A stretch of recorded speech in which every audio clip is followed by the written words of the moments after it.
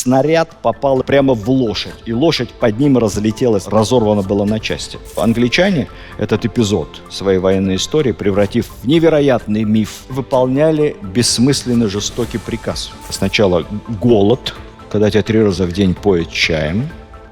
После этого клестир, это клизмы. Их завербует ОГПУ. И ее мужа. Потому что они очень тосковали по родине. Система здравоохранения, как бы сейчас сказали, лопнула сразу. Она не выдерживала. И тогда, чтобы не бросить раненых, она воодушевила солдат остановиться и повела роту в контратаку. Тогда писали во всех газетах, что все. Больше войн не будет никогда.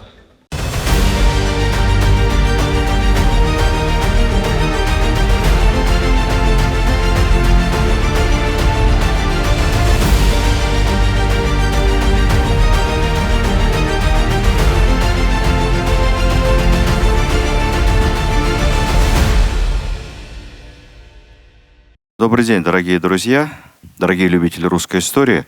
Прежде чем говорить о героях, я бы хотел сказать несколько слов о том, что из себя представляла русская императорская армия. Во-первых, это армия по призыву с 21 года. Срок службы в пехоте и артиллерии 3 года, в кавалерии 4, а на флоте 5 лет. На флоте всегда служили дольше. Но всеобщая воинская обязанность не означала, что все попадали на действительную военную службу. Бросали жребий, и из подлежащих призыву шел каждый 3-й, а остальные зачислялись в резерв, в ополчение. Проходили какие-то сборы. Собственно, такая большая армия была не нужна. При этом можно было служить добровольно. Если без образования, то они назывались охотники, по охоте своей шли в армию. А если со средним или высшим образованием, вольно определяющиеся. Не пускали тех, кто находился под следствием, судим, не было штрафбатов. И мне очень нравится эта формула «лишенный прав состояния». Было огромное количество исключений, кого в армию не брали. Например, единственного сына в семье в мирное время, одинокого вдовца с детьми. Освобождались представители духовенства, науки, начиная от аспирантов, доцентов, приват-доцентов, профессоров с помощниками, академики, естественно. Студенты получали отсрочку. Призыву не подлежали народы Крайнего Севера, Дальнего Востока, так называемые инородцы Сибири, якуты, тувимцы, жители Астраханской, Архангельской губернии, Степного края, Закаспийской области, а также Туркестаном, это вся Средняя Азия, жители Финляндии, ну и Кавказ. При этом могли служить добровольцами. Были добровольческие части, служить в них считалось делом почетным. Туркменский дивизион, Дагестанский конный полк, Осетинский конный полк, ну и так далее. Разницы тогда между украинцами, белорусами и русскими никто не приводил, поэтому армия на 86% состояла из русских. Пехота, 2/3 армии, строилась почти как сегодня. Армейские корпуса, каждый корпус состоит из 2 дивизий. Дивизия – это маленькая армия. В нее входит артиллерия, уже тогда авиационный отряд, саперы, продовольствие, транспорт, хлебопекарни, почта, телеграф, санитарный отряд, ветеринарный лазарет обязательно, потому что лошади. И дивизии были больше, чем сейчас. Средняя численность примерно 23-25 тысяч солдат и офицеров. Соответственно, армейский корпус около 50 тысяч. Это только врачей 120 человек по штату. Потом в ходе войны корпуса еще увеличились, и в каждый стало входить по 3 дивизии. Основная единица армейская – полк. Полки были номерные и именные. Наименование полка – Сибирский пехотный полк или Кавказский пехотный полк. Это совершенно не означало, что там служили уроженцы этих регионов. Например, в туркестанском или финляндском полку вообще не было никаких туркестанцев и никаких финнов. Это просто исторические наименования. Командир полка – полковник. В гвардии мог быть генерал-командир полка. Полк состоит из батальонов. Командир батальона, как правило, подполковник. Командир роты – капитан.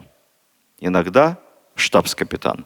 В тот момент майоров в императорской армии не было. По сути, капитан был как майор. Штабс-капитан просто как капитан. Это промежуточное звание между поручиком и капитаном. Полки тоже были большие.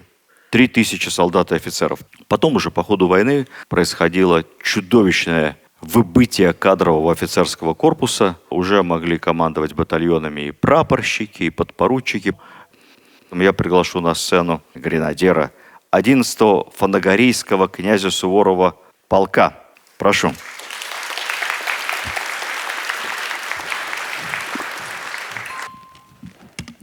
Я представляю гренадера 11-го гренадерского фанагорийского генералиссимуса князя Суворова, ныне его императорского высочества, великого князя Дмитрия Павловича полка.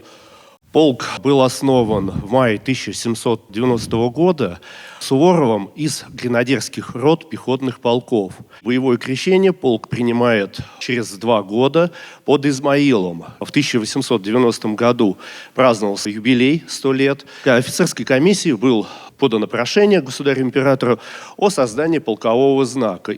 За основу взят Измаильский крест. Полк прошел все войны XIX века, и до 1917 года он не выходил из боя. Он полностью поменял кадровый состав, поменял раз 5. В Белой армии полк не был восстановлен. Только гренадерская рота в Алексеевском пехотном полку, где остались кадровые офицеры, которых насчитывалось всего лишь 5. На 1915 год кадрового офицерского состава в гвардии и в армии оставалось 5-6%. Потери кадрового офицерства были огромные. Кадровых офицеров к концу Первой мировой не осталось. Была большая редкость увидеть в Белой армии офицера, который застал начало Первой мировой. На мне полная пехотная форма и снаряжение гренадера на 1914 год. В такой форме солдаты уходили на фронты Первой мировой. Есть отличия в гвардии, но там они небольшие. Потом форма менялась, упрощалась, и к 1915 году все кожаное снаряжение было заменено на брезентовое.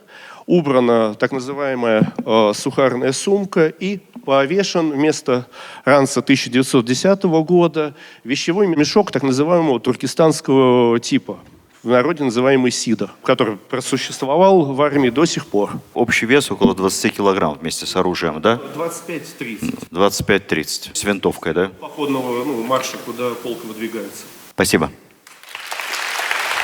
Это точная реконструкция, как выглядел солдат Первой мировой. Спасибо большое нашим реконструкторам. Кавалерия – самый основной ударный элитный род войск. Офицеры в кавалерии – это представители обеспеченных слоев. В Британии или в Германии офицерские кавалерийские школы – это закрытый клуб, общие интересы.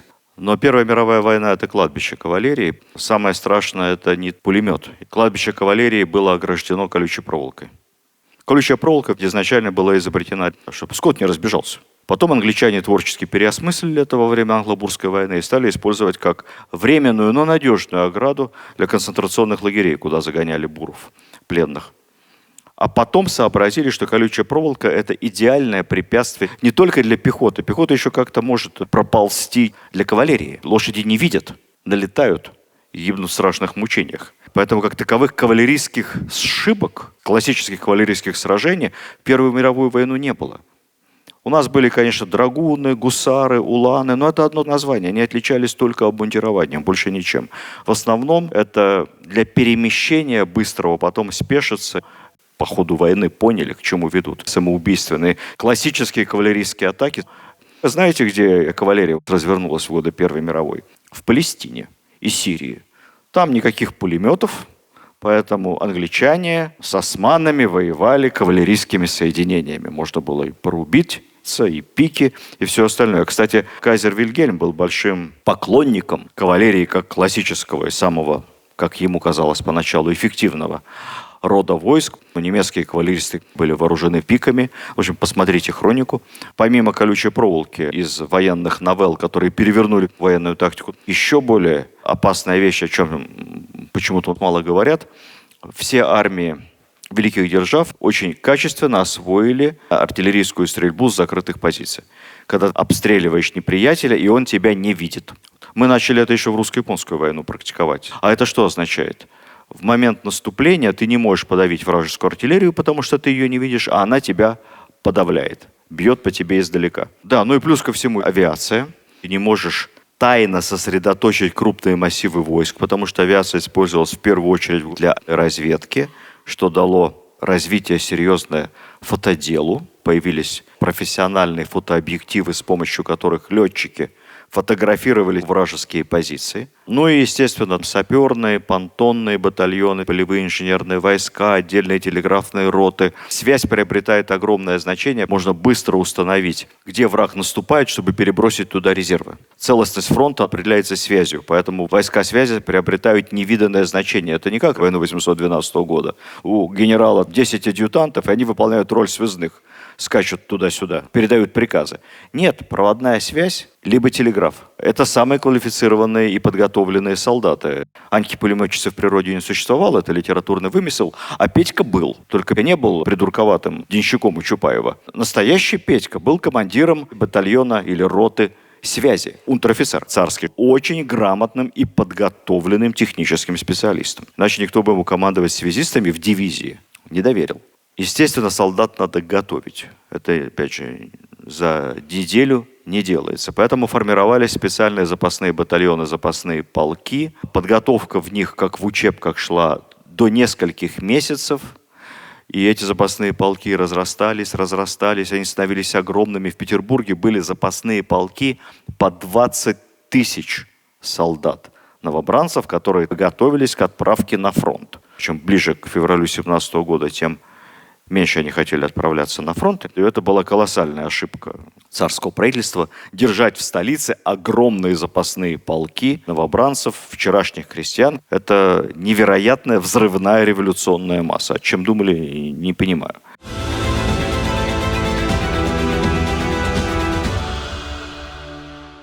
Офицерский корпус очень профессиональный и очень небольшой.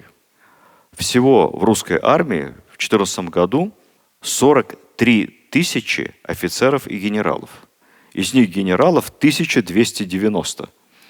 Я не знаю, сколько сейчас генералов в российской армии, но я подозреваю, что больше. Хотя армия меньше. Как друг к другу обращались? Солдат к любому вышестоящему, господин ефрейтор, господин унтер-офицер. А если к офицеру, то, соответственно, ваше благородие, это до штабс-капитана. Дальше капитан и полковник – это ваше высокоблагородие. Генерал, майор, генерал-лейтенант – ваше превосходительство.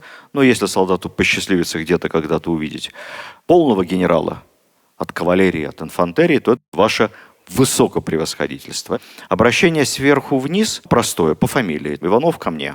Или рядовой Иванов ко мне. Ефрейтор ко мне. Ну, понятно, что в условиях боевых действий превращалось в ваш бродь, и никто не обижался. Офицеры друг к другу относились вполне демократично и обращались, как правило, капитан, полковник, поручик, господин поручик, господин капитан. Причем как снизу вверх, так и сверху вниз. Только к генералу ваше превосходительство. Что интересно, вышестоящий к нижестоящему всегда на «ты». Ничего оскорбительного, так принято. Унтер Иванов сюда. А к вольноопределяющемуся, ко вчерашнему студенту, позавчерашнему гимназисту, только на «вы». Господин вольноопределяющийся, хотя он обычно солдат. Это уважение к добровольцу. И к тому же к добровольцу образованному, окончившему как минимум полную среднюю школу. Помните фильмы про гражданскую войну? У нас тут ваших благородий не осталось. Тут типа все равны в Красной армии. Я так понимаю, что служба твоя, ваш бродь, отныне нам кровь пускать. Или как? Братва! Братва, давай сюда, контур нащупал! Золотопогонник, братва! Это отчасти правда, потому что к тому моменту действительно кадровых офицеров почти не осталось. Потери колоссальные. В первые годы войны 90% кадрового офицерского корпуса выкашивалось. Почему? Потому что они шли в атаку рядом с солдатами. Потому что кавалеристы шашки наголо, лавой на пулеметы. Потому что офицер должен быть впереди своих солдат. Это только в кино Чапаев на лихом коне. Он был тяжело ранен в годы Первой мировой, поэтому передвигаться не мог верхом. Он только на тачанке. Пехотный унтер-офицер. Потом по ходу войны набирали ускоренные курсы в военных училищах, и общее число офицеров росло. Но это были уже другие офицеры. Это вчерашние унтеры, вчерашние студенты или просто выслужившиеся. Верховный главнокомандующий, великий князь Николай Николаевич до августа 15 года. Потом и до марта 17 года берет на себя функции верховного сам император Николай II, а дальше главкомы менялись как перчатки. Апрель-май 17 года главком генерал Алексеев. Затем еще немного до середины лета генерал Брусилов. Потом Брусилова тоже смещают. Главкомом становится Лавр Корнилов по настоянию Керенского, а потом как бы Корниловский мятеж, и главкомом провозглашает себя сам Керенский, премьер-министр. Еще месяц-полтора. Ну и затем самый короткий в истории верховный главнокомандующий русской армии генерал Духонин, буквально несколько дней, с 1 ноября и до момента, когда он отказался подписывать с немцами перемирие и был смещен распоряжением новой власти, большевиков, его приехал замещать новый главком советского правительства, целый прапорщик Крыленко. Говорят, даже Крыленко пытался остановить пьяных, разъяренных солдат, которые устроили самосуд над Духониным, вытащили его из штабного вагона и растерзали. После этого появилась поговорка «отправиться в штаб к Духонину», подвергнуться смерти без суда, как суду Линча. Еще в ходе Первой мировой войны начали создаваться так называемые национальные части. Это было во всех армиях. В Англии служили индусы, пакистанцы, гуркхи. За Францию воевали активно уроженцы Алжира, Туниса, колоний французских. Когда высадился американский экспедиционный корпус, впервые европейцы в большом количестве увидели афроамериканцев и впервые услышали джаз. У нас были воинские части из горцев, мусульман, грузин, армян, латышей, эстонцев, поляков много было, сербов, а потом со временем еще пленных чехов и словаков. Что интересно, после февраля произошла так называемая национализация армии. Хуже только приказ номер 1 Петроградского совета, согласно которому упразднялось воединоначалие. И ни один приказ командира в атаку, вперед, назад не подлежал исполнению, если он не утвержден солдатским комитетом. Армия рухнула сразу. Но была еще одна замечательная инициатива, которую, кстати, зачем-то поддерживало Временное правительство, когда из воинских частей изымали солдат определенной национальности и начинали перемешивать, формируя национальные батальоны, полки, дивизии и даже корпуса. Ну, поскольку офицеров довольно тяжело перемешать, это же профессионалы, офицерам предлагали оставаться на старых местах, хоть ты русский, командуй какой-нибудь там украинской теперь национальной частью. Но если офицер отказывался, его с должности снимали. Поскольку армия была главным образом русско-украинско-белорусская, выражаясь современным языком, то самый большой масштаб был национализации в украинских частях, то есть произошла украинизация армии. Появились украинские военные училища в 1917 году, украинский кадетский корпус, 50 украинских запасных полков, ну и так далее. Все эти национальные части, которые, думаю, что многие даже узнали впервые, что они, оказывается, не русские, поскольку они родом с Полтавской губернии. Но таким образом появились крупные национальные части, которые потом стали основой новых независимых, ну или, правильно сказать, сепаратистских правительств. Именно на них они опирались. Это был польский корпус в составе 4 дивизий, Кавказский туземный кавалерийский корпус, сербский добровольческий корпус, много сербов за нас было, чехословацкий, всем известный отдельный корпус в составе 2 дивизий, мятеж белочехов, 1 и 2 латышские стрелковые дивизии, опора большевиков, и еще была эстонская отдельная пехотная дивизия, ставшая костяком будущей эстонской армии, плюс огромное количество украинских национальных частей. Так, чтобы немного отвлечься от наших внутренних перипетий, хочу сказать, что за русскую армию воевало довольно много европейцев, добровольцев, как Нормандия Неман в годы Великой Отечественной. Наиболее любопытна судьба бельгийского корпуса бронеавтомобилей. Это прямо кино снимать, это история приключений бельгийцев в России. Началось все с того, что когда Германия прошла сквозь Бельгию очень жестоко, то часть бельгийских офицеров уехала во Францию и сформировала там добровольческие отряды, причем среди них были фанаты-автолюбители, как бы сейчас сказали, тогда автомобиль — это новинка. И вот эти автолюбители бельгийские сформировали добровольческие бронеавтомобильные подразделения французской армии. Тренировались они где-то в Булонском лесу. Это были не просто офицеры, там очень много было представителей бельгийской аристократии. У них была очень модная форма. Прямо в парижских домах моды заказывали. Но когда часть была сформирована, выяснилось, что на Западном фронте воевать им негде, потому что там все перекопано, окопы, траншеи, колючая проволока, грязь. Не поездишь на автомобилях.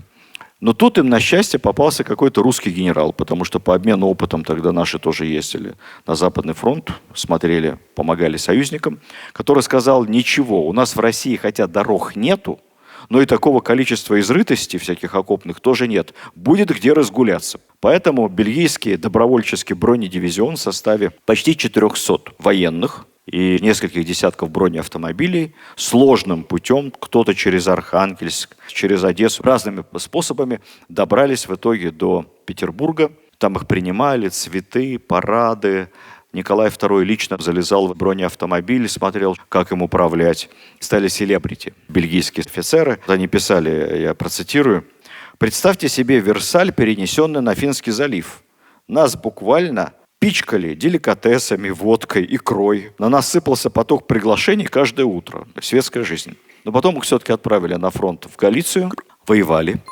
Очень их удивляли наши солдаты, русские, с которыми они столкнулись впервые.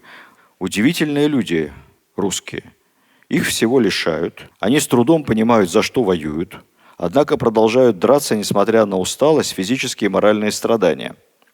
Правда, тут же они отмечали, что русским требуется строгая дисциплина, как у негров в нашем бельгийском Конго или аборигенов в голландской Индонезии. Так себе комплимент, но на самом деле действительно дисциплина главная в армии. Кстати, у самих бельгийцев с дисциплиной было не очень. На них распространялись общие правила. По ресторанам ходить нельзя, без разрешения начальства, даже если боев нет. Курить где попало нельзя, пить вообще нельзя.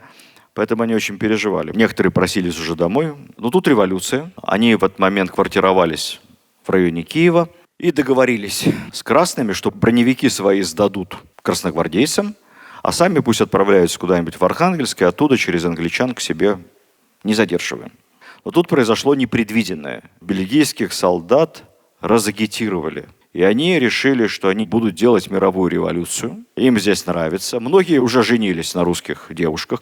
Причем лидером этого внутреннего мятежа был унтер-офицер Лахаут. Он потом отсидит в концлагере немецком, будет признанным лидером бельгийского сопротивления, а когда освободится, станет председателем бельгийской компартии. Пассионарный был товарищ. В общем, решили перенаправить в Владивосток. Большая часть действительно отправилась домой, но по пути трое потерялись. Решили пойти охотиться на тигров. Видимо, им не хватило адреналина на войне, и они исчезли. Проходит некоторое время, их нашли. Оказалось, что они теперь капитаны Колчаковской армии. Попали к нашим в плен, трудовые лагеря. Один из них умудрился вместе с русской семьей, женой уже и детьми уехать куда-то в Прибалтику. С остальными не знаю, что произошло. На самом деле кино. Как писали потом в мемуарах сами бельгийцы, кавычки, что у нас осталось от России? Это любовь, которая прочнее, чем неудачи и разочарования.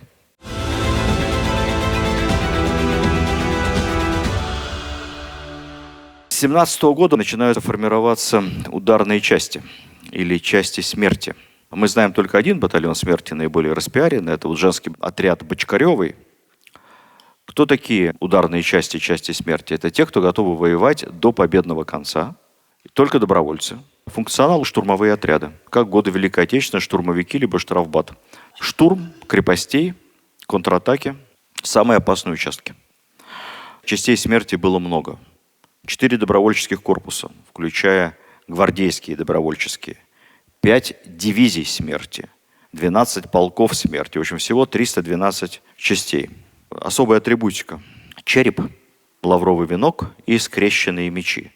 Надо сказать, что в этом черепе нет ничего пиратского. В данном контексте это христианская традиция, демонстрация того, что ты готов к смерти, и смертью и смерть поправ, к вечной жизни. Офицеры и солдаты частей смерти должны были носить особые шевроны и кокарды либо знаки с черепами и мечами. Ну, понятное дело, 17-й год, промышленность не успевала это все выпускать, поэтому там самое разнообразное было обмундирование, но храбрости этим частям было не занимать. Я каждый раз повторяю, что история — это узкое место, и мы зачастую запоминаем такими фрагментами, отдельными именами, географическими понятиями. И это хорошо на самом деле, потому что эти имена врезаются в память, и ассоциативно мы понимаем, о чем идет речь. Вот европейцы, американцы, может быть, они мало что знают об истории Второй мировой войны, и тем более нашей на Восточном фронте, Великой Отечественной. Но когда им говоришь «Сталинград», то тут у всех этих французов, немцев что-то в голове переключается. Это русские, это было очень страшно. Первая мировая — это Верден во Франции. Страшная кровавая мясорубка, по разным подсчетам, до 1 миллиона погибших с двух сторон. Линия фронта сдвигалась туда-сюда на километр. И потери чудовищные. И вот в части Первой мировой надо запомнить одно слово. Каждый, считающийся образованным русский человек, должен это слово знать. Сморгонь.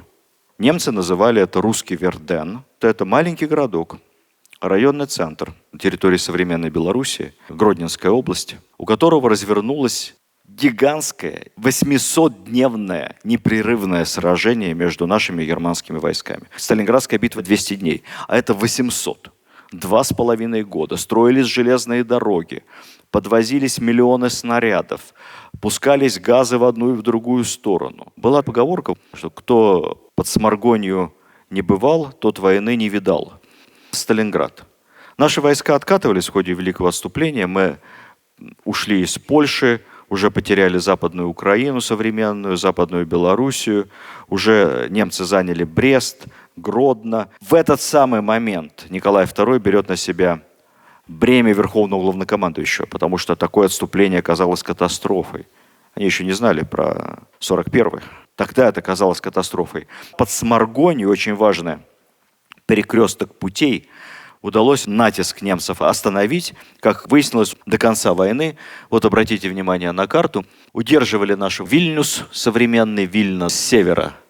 Давят германские войска и грозят окружить огромную группировку нашу, защищающую Вильно. И вот тут мы останавливаем германские войска. Немцы подтянули тяжелую артиллерию. У них было колоссальное преимущество по тяжелой артиллерии над всеми войсками Антанты. Они просто город сравняли с землей. Чтобы как-то держать позиции, мы постоянно контратаковали и перебрасывали туда лучшие гвардейские части. Напряжение боев было такое, что в какой-то момент немцы предложили объявить перемирие для сбора трупов. Уж разлагаются, лежат. 2 дня воюем, день перемирия. Это то, что мы сейчас предлагаем. Периодически, а они не соглашаются. Так вот, за один день наши собрали 4000 трупов, немцы 5,5. Представьте себе напряжение на линии боевого соприкосновения. Именно там, под Сморгонью, была обескровлена, можно сказать, уничтожена русская гвардия. Преображенские, Семеновские, Измайловские полки, гордость русской армии, 300-летней империи, они потеряли просто половину состава. В офицерской части больше половины. И все последующие гвардейские полки, там остатки офицерств.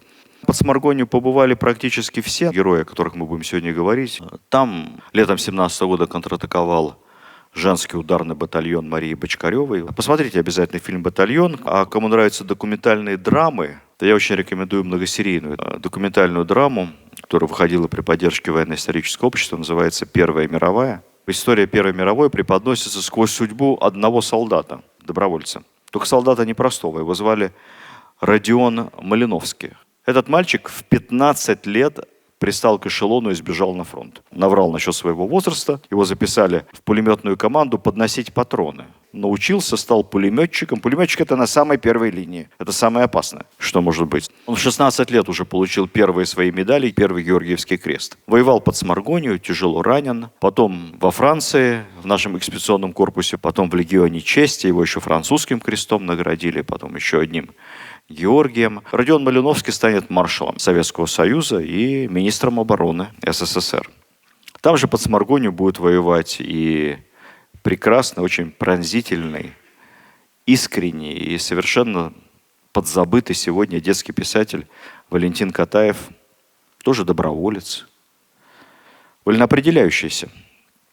Рядовой, потом курсы, прапорщик, под Сморгонью дважды ранен, дважды отравлен газами, 2 креста георгиевских, ордена. В общем, белеет парус одинокий. Почитайте Катаева, у него есть очерки, так и называются «Под Сморгонью». Знал, о чем писал. Там же недалеко будет воевать главный наш культовый, лучший, на мой взгляд, сатирик такой в межвоенной литературе Михаил Зощенко. Тоже вольноопределяющийся. Окончил Павловское училище, доброволец, дослужился до штаб-капитана, командир батальона, командир пулеметной команды. Самый опасный участок. Отравлен газами под Сморгонью на всю жизнь. 5 боевых орденов. Прапорщиком был. И писал потом в очерках, что средний срок жизни прапорщика под Сморгонью составлял 12 дней. Ну, Зощенко повезло. Он выжил и даже каким-то чудом прожил потом долгую жизнь. А рядом с комбатом Зощенко был другой Батяня комбат, только из кадровых офицеров, из элиты. Комбат Преображенского полка, вот ему посчастливилось остаться в живых.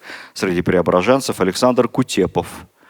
Этот молодой командир батальона потом станет полковником и последним командиром в истории Преображенского полка. И он будет единственным в Петербурге старшим офицером, который попытается с оружием в руках остановить беспорядки февральской революции 17 года. Никто больше. Он пытался собрать верных солдат и как-то подавить то, что происходило на улицах.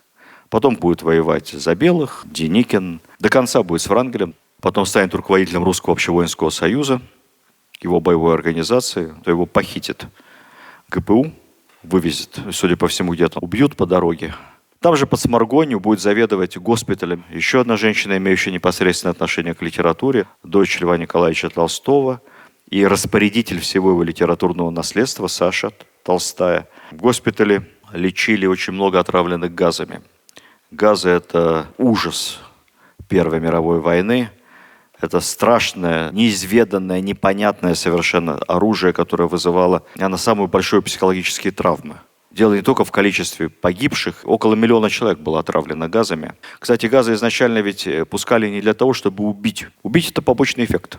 Главная задача газовых атак – заставить спрятаться солдат, залечь куда-нибудь там в блиндажи, зарыться лицом в землю, закрыться марлевыми повязками, противогазами и таким образом обеспечить прорыв, чтобы наступающие шли. То есть газ – это оружие подавления, но он стал оружием чудовищного смертоубийства.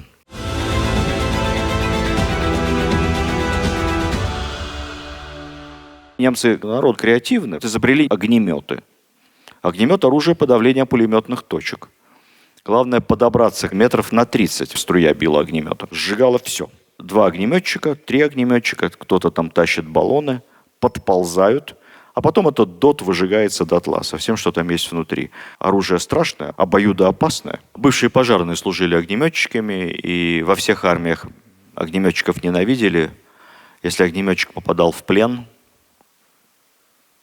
не дай бог. Газы, с которыми Александра Толстая столкнулась под Сморгонью. Самая известная газовая атака произошла у крепости Осовец, так называемая атака мертвецов. На самом деле это просто символ. Один из эпизодов, которых было много по ходу войны, но история, тесное место, остается какой-то один яркий образ. Есть такая известная картина «Атака мертвецов» Василия Нестеренко. Осовец – это крепость 2-го разряда в Польше, укрепрайон. Ну, что-то типа Брестской крепости нашей, только поменьше. Немцы наступали, обойти эту крепость невозможно, там вокруг болота, речки. Дождались попутного ветра, пустили газы, это июль 15 года. Подождали, крепость молчит. Решили, что все, никого там не осталось, и цепями в полный рост германцы пошли вперед. А оттуда не так, чтобы пулемет, оттуда контратака штыковая.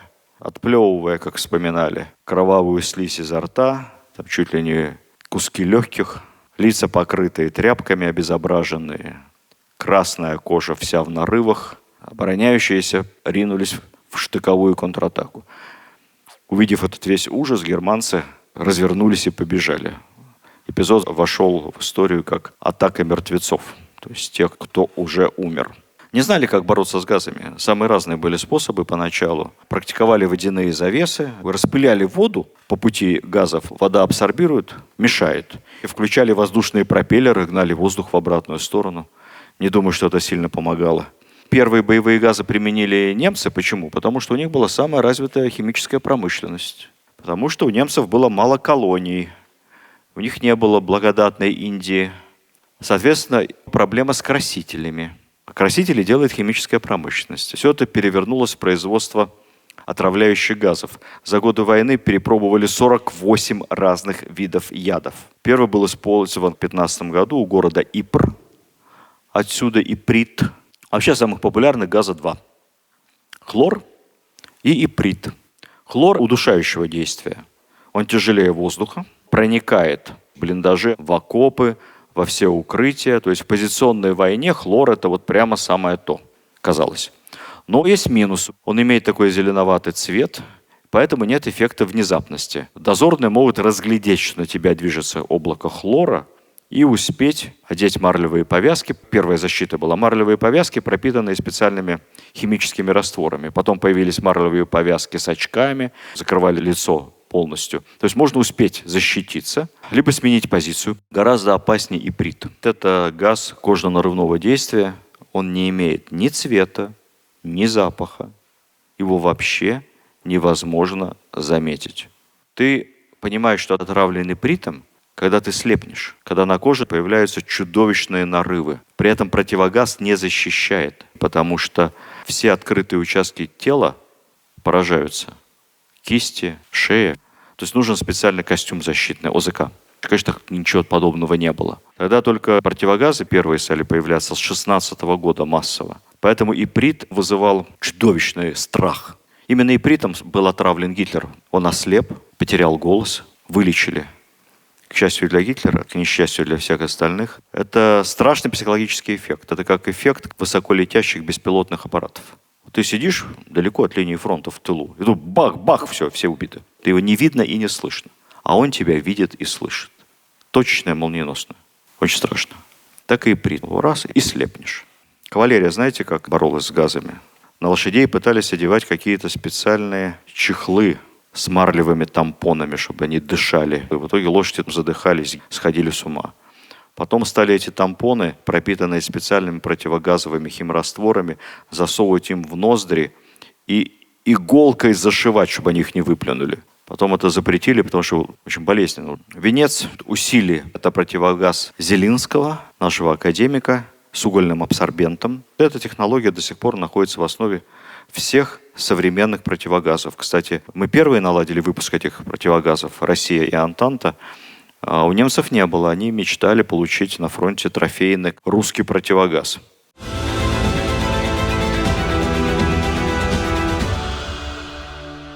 Несколько слов о героях неба. Авиация тогда уже была, более того, число самолетов в нашей армии было самое большое. У нас летчиков не хватало. Самолетов было больше, чем летчиков. Это был самый демократичный в русской армии род войск. Почему? Никакого карьеризма, никакого блата. Готовить летчиков 1-2 офицерских авиашколы. Только добровольцы. Тебе высокие знакомства в небе не помогут. Только личные боевые качества. Переходили в летчики романтики. Самые отчаянные храбрецы. Могли брать любого. Хоть флотского лейтенанта, хоть казачьего урядника. Всех, кто хочет, записывайтесь в пилоты.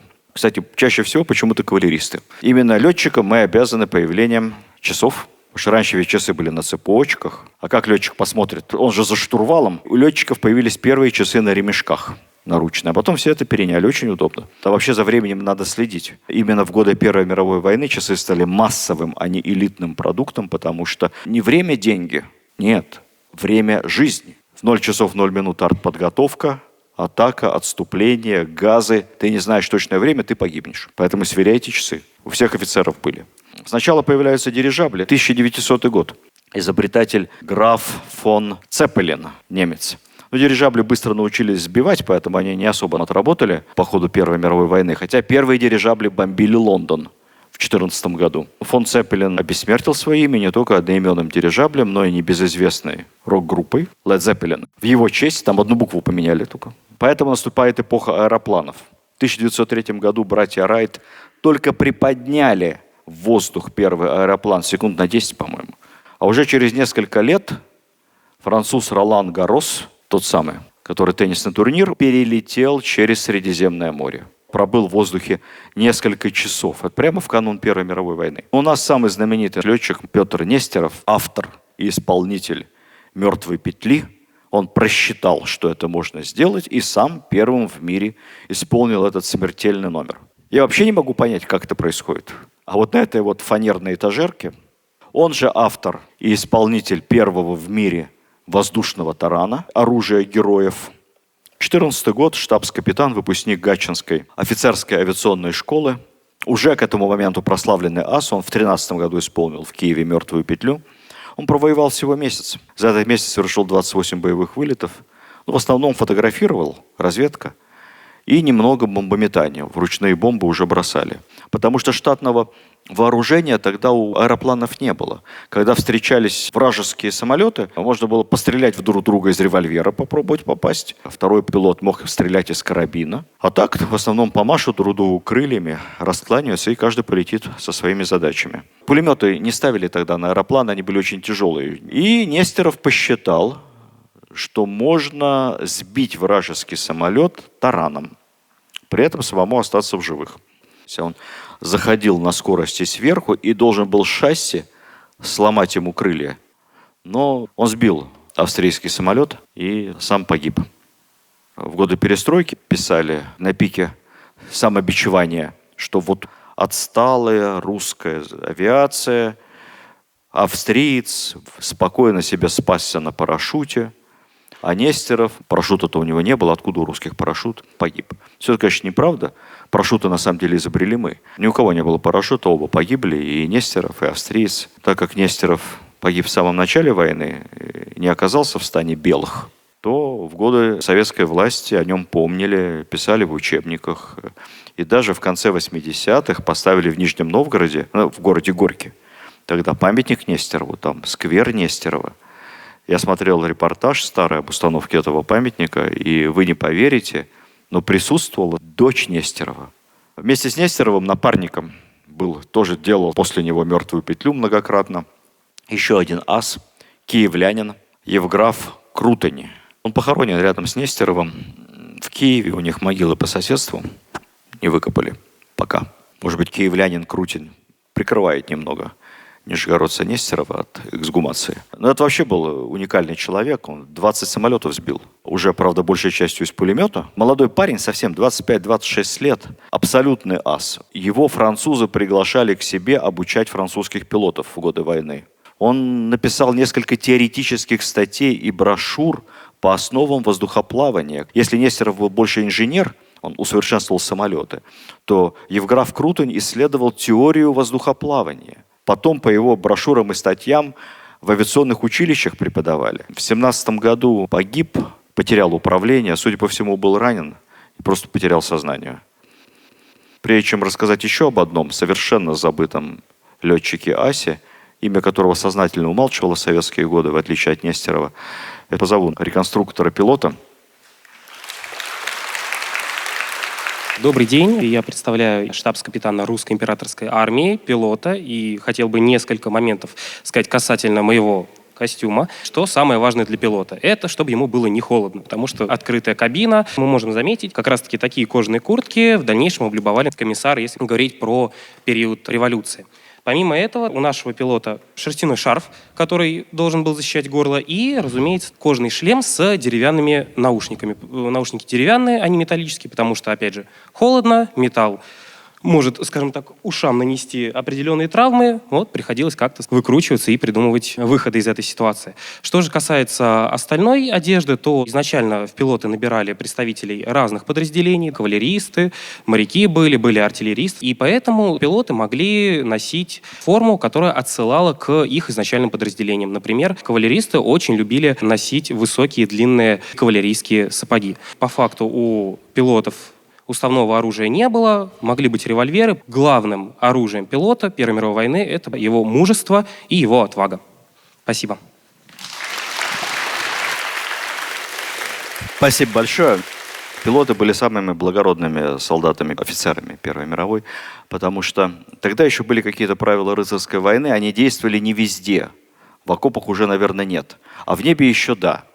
Например, если на твоей территории был сбит вражеский самолет, и летчик разбился, то у него брали документы и старались потом эти документы как-то передать противнику, указав место, где могила летчика, где его похоронили.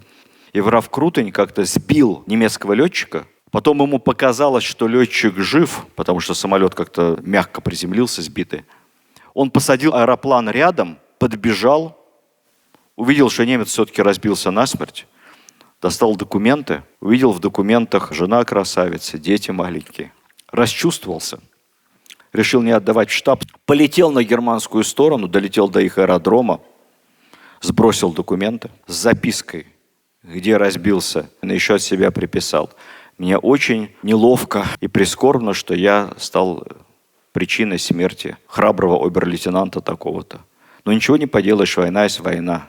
Или ты, или он. Примите мои соболезнования и искренне передайте жене». Такое время. Александр Казаков – это тот, кто совершил первый успешный таран. У Нестерова не получилось. Сбил вражеский самолет и сам сохранил свой. Это был первый успешный таран в истории авиации. И первый вообще и последний успешный таран в Первую мировую войну. Никто больше ни разу после Нестерова и Казакова не пытался таким образом безрассудно использовать это оружие героев. Ну почему Казаков пошел на таран? Не от того, что он изначально планировал, но в азарте боя догнал и сбил немца. Всего у него 17 сбитых самолетов лично и 20 в группе. Признаны ас. Французы называли летчиков асами. Ас, потому что это туз карточный. Ну, мы без перевода так стали тоже называть. Александр Казаков из Херсона закончил кавалерийское Елизаветградское училище. Елизаветград – это нынче Крапивницкий, Кировоград. Ну, авиация, романтика. Ждал еще долго, пока ему самолет соберут. Мы собирали в основном самолеты по лицензии, французские, в Москве, в Петербурге. Потом война закончилась, весь в орденах. Летчиков любили, ценили. Началась вот эта украинизация армии. Казаков отказался командовать украинским авиационным отрядом, уехал на север и оказался в составе тех русских летчиков, которые воевали как британская часть ВВС под Архангельском. Как бы за интервентов воевал его англичане. Взяли на службу. Но хочу вам сказать, что признанный ас, сбивший, считайте, 37 самолетов, как-то воздушная война с красными не получалась. Потому что за 1,5 года гражданской войны Казаков не сбил ни одного самолета. Да, бомбили окопы, разведку вели. Все летчики друг друга знали, они все были офицеры. Разбросала гражданская. Не хотели убивать друг друга. Англичане наградили его орденом. Первый, кстати, русский был награжденный британским орденом. Летчик. Потом предложили ему со всей командой, когда война заканчивалась, эмигрировать в Англию. Он отказался и на следующий день разбился. Подполковник к тому моменту авиации, как говорят очевидцы, шел на посадку, а потом неожиданно раз и носом вниз. Ну, как будто специально. На фюзеляже у всей эскадрильи его, еще в годы Первой мировой, были белые черепа, а в зубах у черепа кинжал. В общем, чтобы немцы боялись. Из группы Казакова часть летчиков воевала за красных, Казаков за белых. Появляется много особой моды в годы Первой мировой. Ну, например, пальто. Это изначально верхняя одежда британских офицеров. Причем пальто делались из непромокаемой ткани. То есть это была комбинация пальто и плаща. Но как-то стало модно, все стали стремиться походить на британских офицеров. Поэтому этот крой мужского пальто сохранился и по сей день. Только уже материал другой. Ну или, например, каски. Ведь в начале войны касок не было. Считалось, что это безнадежный анахронизм. Кепи, фуражки. А каска – это откуда-то из времен Древней Спарты. Да, кстати, немецкие шлемы, знаменитые германские, кожаные были, не металлические. Но осколки, шрапнель, пули. И очень быстро появляются во всех армиях мира металлические каски. Самые лучшие из которых, как считается по форме, самое безопасное – это тот самый германский стальной шлем, который был разработан для германской армии как раз в годы Первой мировой войны. И, кстати сказать, современная каска американской армии – это тот же самый германский стальной шлем, только сделанный из современных полиматериалов, более прочных, чем сталь. Но форма примерно та же самая. Они ее чуть-чуть поменяли, чтобы не быть похожим на нацистов. А так примерно то же самое.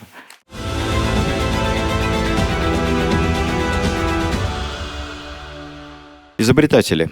У нас светлых голов полно. Самолет Илья Муромец. Первый большой дальний бомбардировщик. У нас появилась эскадрилья бомбардировщиков. Первая в мире. Игорь Сикорский. Изначально Илья Муромец большой пассажирский самолет четырехмоторный, но в годы войны стал бомбардировщиком, причем неуязвимым абсолютно. За всю войну мы потеряли только одного Илью Муромца.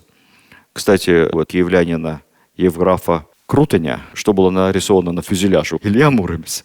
Так вот, эскадрилья Илья Муромец очень небольшая. За всю войну мы смогли построить где-то около 80 этих бомбардировщиков. В то время как в Европе строили тысячами аэропланы. У нас двигателей не было.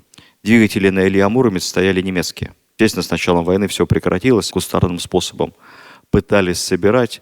Тяжело с организацией производства у нас было. А конструктор Сикорский, гений, именно ему человечество обязано появлением вертолета.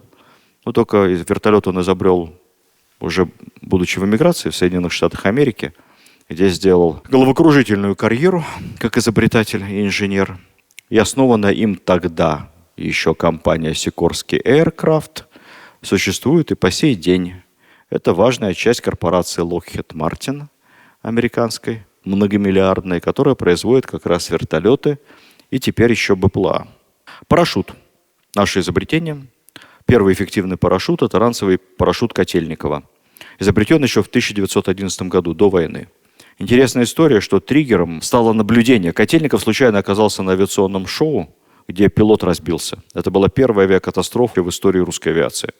И стал думать, что он делать, чтобы пилот мог спастись. И вот придумал парашют. Сначала сбрасывал с дирижабля манекен на парашюте, ну а потом уже полноценное испытание во Франции.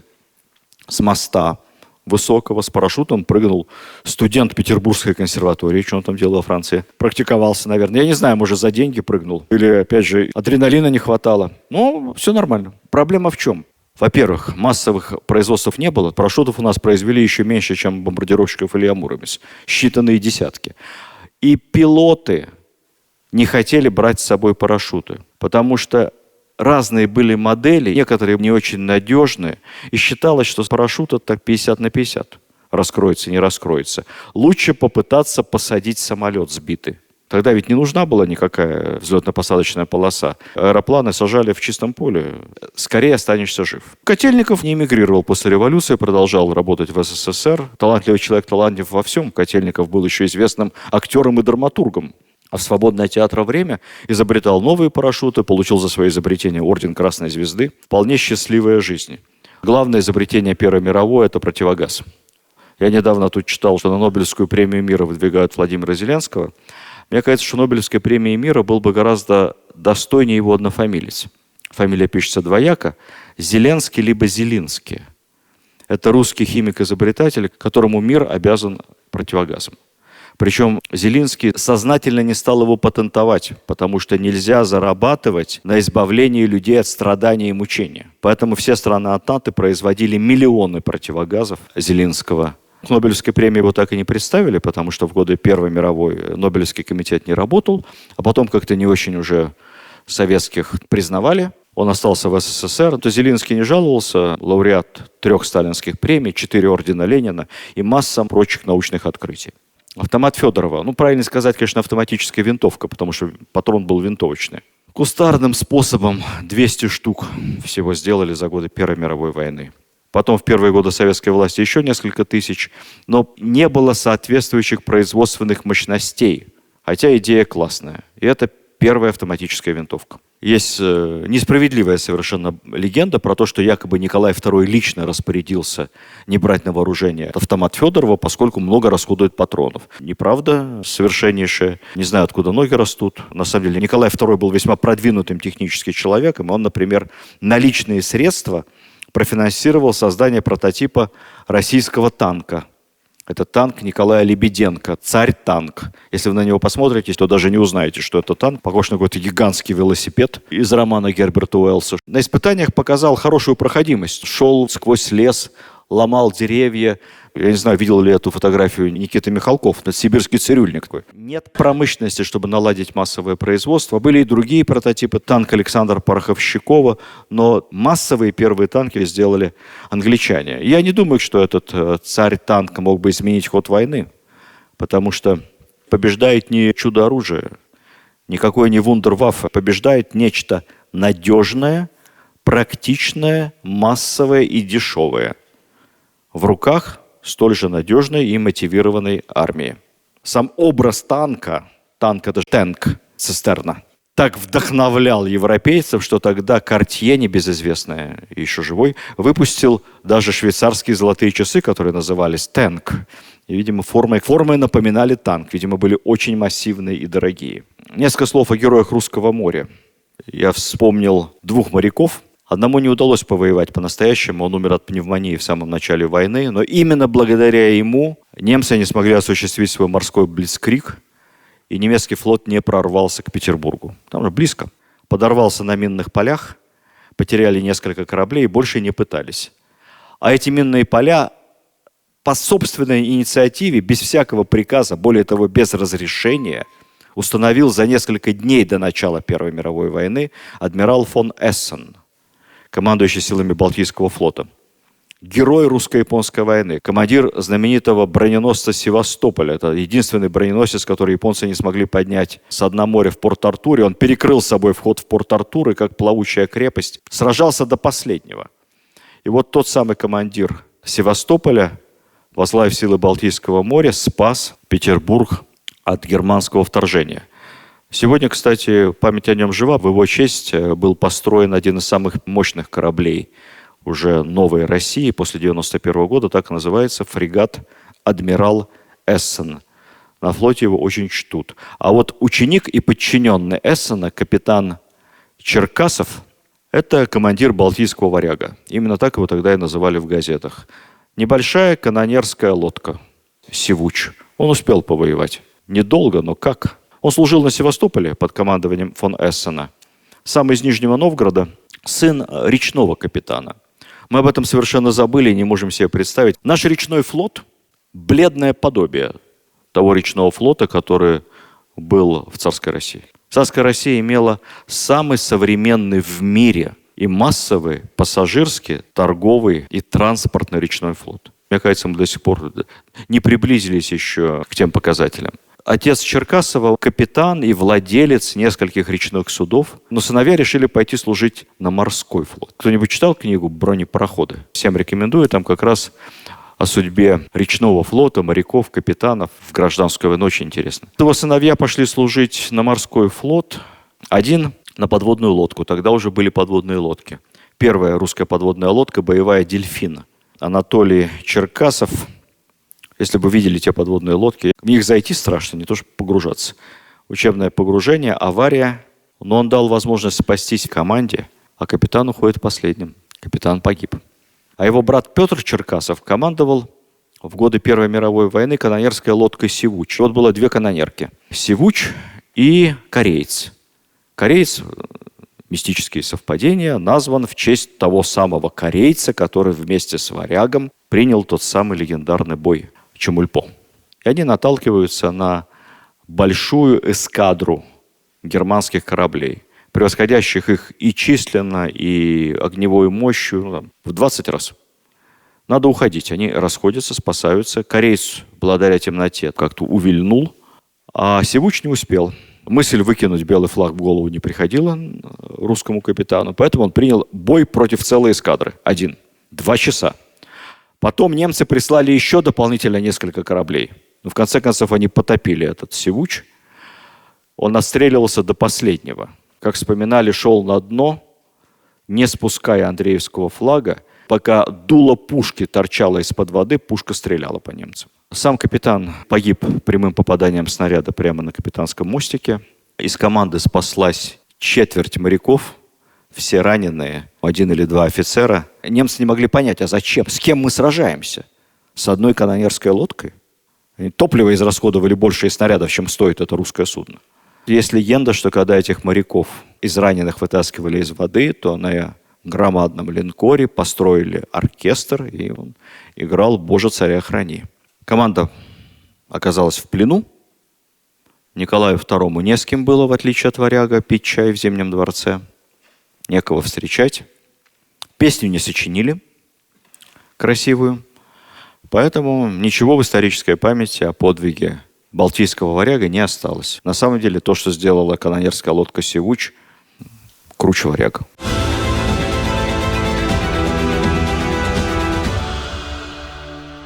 Молния на одежде, на брюках. Молнию изобрели тогда, чтобы быстро застегивать матросскую одежду. Масса была ограничений, касающихся войны на море, в Гаагские конвенции, в том числе и подводной войны. Например, предполагалось, что подводная лодка не может из-под воды, невидимая торпедами, атаковать судно. Она по правилам войны должна всплыть, убедиться, что судно военное, и только после этого его атаковать. Но эти правила стали все нарушать. Немцы атаковали из-под воды, союзники их попрекали в зверстве и нарушении правил войны. Немцы попытались всплывать. Тогда союзники стали маскировать свои суда под мирные, якобы торговое судно. Подводная лодка всплывает, убеждается, что это торговое судно, отменяет атаку, а там раз, шифонерки раздвигаются, и это крейсер боевой, он замаскирован. И сносят эту подводную лодку. В общем, это была жуткая подводная война. У нас тоже было много подводных лодок. И два имени, наверное, стоит помнить. Это Иван Мессер и Михаил Китицын. Один самый результативный по общему тоннажу подтопленных вражеских судов. Подводная лодка «Волк». Потом тоже служил у белых, умер в США в эмиграции. Сейчас подводная лодка «Волк» – атомная подводная лодка в составе Северного флота. Другой потопил самое большое количество численных судов, аж 36. Михаил Китицын. Подводная лодка «Тюлень». Он воевал на Черном море. Тюленей сейчас нет у нас на флоте. Тяжело представить, что моряки военные захотят рваться служить на лодке с таким названием. Другое дело Александр III, Владимир Мономах. Солидно звучит. Но, с другой стороны, сейчас ведь много будет всяких беспилотных подводных аппаратов, поэтому я даю подсказку нашим конструкторам. То есть, может быть, появятся у нас в рядах военно-морского флота какие-нибудь боевые ластоногие беспилотные. Тюлень, морж, нерпа. Много можно придумать всяких животных опасных.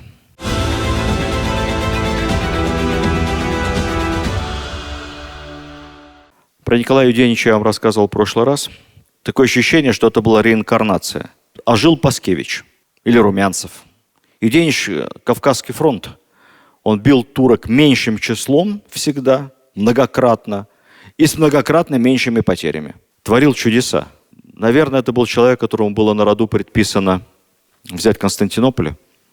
Но, видите, он закончил свою войну тем, что пытался взять Петроград родной. С крошечными силами белой армии, без тыла, без кавалерии, без припасов. Все закончилось очень печально. Стальной комдив Лавр Корнилов. Очевидно, монголоидные черты лица. Он из казаков, уральских казаков, родился в Усть-Каменогорске, это современный Казахстан. Наверное, точно был кто-то у него в роду, или из казахов, или из калмыков. Сам-то он себя всегда считал русским. Бедная семья. Отец пристроил его в Омский кадетский корпус, и раскрылся невероятный талант военного и талант разведчика. Корнилов переодевался туркменом. Большая игра, когда была с Англией. Срисовывал британские укрепления в Афганистане. Потом служил в генеральном штабе, очень образованный. С началом русско-японской войны отпросился на фронт. Там проявилась его характерная черта, об этом потом писал Деникин. Части, которые возглавлял Корнилов, могли попасть в любую ситуацию. Окружение, отрезанное, оказаться в арьергарде. Но Корнилов всегда вырывался, при этом всегда нес очень большие потери, в отличие, например, от Юденича. Очень большие потери. Но при этом солдаты его боготворили. Потому что он не посылал в бой, он вел в бой. Однажды, уже в ноябре 2014 года, в Карпатах Корнилов, будучи генералом, сам сформировал добровольческий отряд, лично его возглавил и решил пойти в атаку вопреки правилам без артподготовки. Так неожиданно. Неожиданная атака удалась. Отряд Корнилова взял в плен 1000 австрийцев, включая генерала. Когда генерал узнал, что его взял в плен лично русский генерал, который сам с разведчиками пошел, его удивлению не было предела. Потом историю вы знаете. После Брусилова возглавил ненадолго русскую армию, пытался восстановить дисциплину, корниловский мятеж. Керенский сначала поддержал его, потом отрекся, потом арестовал. Духонин, тот самый, который несколько дней пробыл главкомом, последним своим распоряжением выпустит из-под ареста участников Корниловского ГКЧП. Корнилова, Маркова, Деникина, еще несколько офицеров и генералов. Они уедут на Дон и возглавят Белое движение. Там знаменитый ледяной поход Корнилова. Они подходят к Екатеринодару, нынешний Краснодар. Штаб в маленьком доме на окраине Краснодара. Случайный выстрел из пушки. Снаряд попадает в этот дом, в окно, в комнату, где находится Корнилов. Гибнет в штабе один человек. Главнокомандующий белых, легенда Корнилов. Один. Все остальные живы вокруг. Такая совершеннейшая мистика. Марина Цветаева о Корнилове. Сын казака, казак. Так начиналась речь. Родина, враг, мрак. Всем головам лечь. Бейте попы в набат. Нечего есть честь. Не терять ни дня. Должен солдат чистить коня. Этот казак знал свободно английский, французский, немецкий, татарский, казахский, туркменский и персидский. Кстати, коль речь идет о казаках, помните, «Не для меня придет весна». Главная казацкая песня у нас сейчас. Так вот, эта песня, на самом деле, никакого отношения к казакам не имеет. Это классический русский романс еще времен Лермонтова, 1838 года. Не для меня придет весна, не для меня дом разольется, там сердце девичье забьется с восторгом чувств не для меня. Дивизия Корнилова называлась на фронте «Стальной», а была еще «Железная бригада». Командир Антон Деникин. Отец крепостной, его помещик отдал в рекруты. Отслужил 25 лет отец и вернулся майором. Женился в 62 года. Родил сына Антона Деникина. Поздние дети талантливые. Антон Деникин – это тоже полковник русско-японской войны. Полковника получил за Мукден. Он не популярен, хотя и возглавлял Белую армию. Потом в эмиграции никто его не любил, потому что Деникин написал очень честные воспоминания, очерки русской смуты. Он был абсолютнейшим бессеребренником, абсолютнейшим. В эмиграции практически нищенствовал, статьи писал, какие-то очерки, книги издавал. Ни копейки не взял себе денег, огромных денег белого правительства и белой армии, которые находились в западных банках. Написал довольно искренние воспоминания про 17-й год. Кавычки. Когда повторяют на каждом шагу, что причиной развала армии послужили большевики, я протестую. Это неверно. Армию развалили другие. А большевики – лишь поганые черви, которые завелись в гнойниках армейского организма. Такие строки не нравятся ни большевикам, ни тем, кто развалил армию. Деникин в годы оккупации немцами Франции, несмотря на самые лестные предложения, и очень нуждался финансово, отказался сотрудничать с немцами. Более того, публично порицал коллаборационистов. Потом уехал в США, там умер. Прах его по завещанию должен был быть захоронен в России. И вот не поверите, но так и оказалось. Могила Деникина сейчас в Донском монастыре вместе с философом Ильиным. Сходите на могилу в Донской монастырь, очень достойное место. Буквально через месяц после его похорон умерла его единственная дочь Марина, которая, кстати, родилась в Екатеринодаре, там, в то время, когда погиб Корнилов. Настоящий полковник Михаил Дроздовский. Уникальный человек. Дроздовцы – это вообще отдельная легенда русской императорской и белой армии. Это единственный полковник, которому удалось целую добровольческую часть увести с фронта, пройти пешком 1200 километров через пол России из Яс и уйти на Дон. В отличие от Деникина, который пытался всех вместе собрать, и тех, кто за царя, и тех, кто за временное правительство, и за республику, как-то всех объединить, Дроздовский – это человек принципов, убежденный монархист. Все дроздовцы – монархисты. Со временем его имя превратилось в определенный бренд, и дроздовцами уже после смерти Михаила Дроздовского называли специальные воинские части, где обязательно добровольцы, обязательно штурмовые отряды, обязательно ничего не боятся и носят особую форму. У нас есть тут дроздовец настоящий. Подойдите, пожалуйста, покажите. Да. Для понимания боеспособности добровольцев Дроздовского, как их называли иногда белые дрозды, он своей этой частью, которая из Яс шла, взял штурмом Ростов. Там было у него около 1000 человек. Потом, когда красногвардейцы пришли в себя, они поняли, что гарнизон Ростова был 25 тысяч. Они оставили город нескольким сотням дроздовцев. Дроздовский погиб очень странным образом, его ранили в пятку, как Ахиллеса. Антисанитария, нагноение, что-то не то сделали врачи, гангрена, в чудовищных мучениях умер в самый разгар гражданской войны. Добрый день, друзья. Сегодня я перед вами в образе дроздовского солдата. Я прапорщик Дроздовского полка добровольческой армии Юга России. Немножечко расскажу про свой комплект. Как вы видите, он не зеленый, как принято, такого оливкового цвета. Дело в том, что когда из ЯС выходили добровольцы с Дроздовским, ткани в большом количестве для того, чтобы одеть своих солдат, не было. И взяли некрашенную холстину. И это стало со временем отличительной чертой армии Дроздовского. И самым ярким элементом моей одежды является моя фуражка, которая малинового цвета имеет верх и белый околышек. Малиновый цвет – это был отличительный цвет Дроздовской армии. С революцией, с гражданской войной предприятия перестали работать, централизованной поставки ткани не было.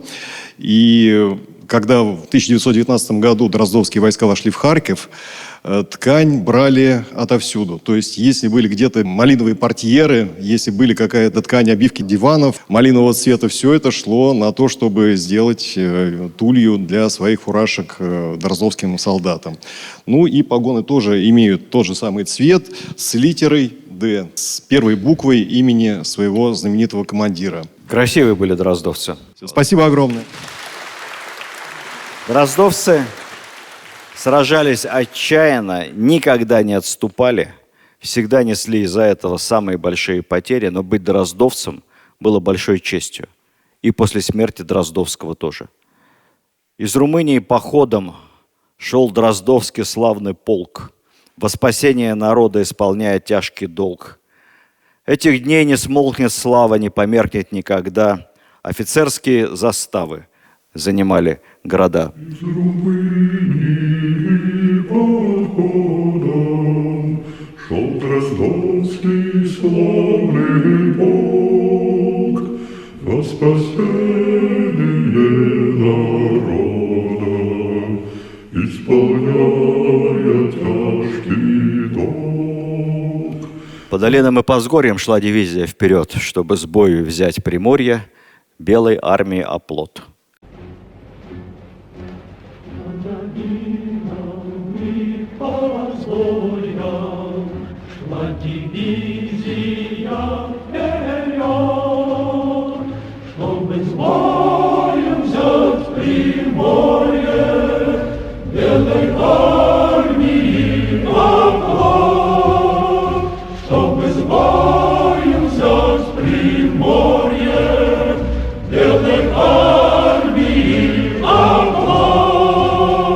Композитор марша Дроздовского полка, лауреат Сталинской премии, народный артист СССР Дмитрий Покрас. Он написал музыку дроздовцам, которую мы все знаем под другим названием. Дмитрий Покрас напишет потом и марш буденовцев, и «Три танкиста», «Броня крепка и танки наши быстры», «Утро красит нежным светом стены древнего Кремля». Утро красит нежным светом стены древнего Кремля, рассыпает от рассветов вся советская земля. Прекрасный композитор. Но первая знаменитая песня молодого Покраса – марш Дроздовского полка.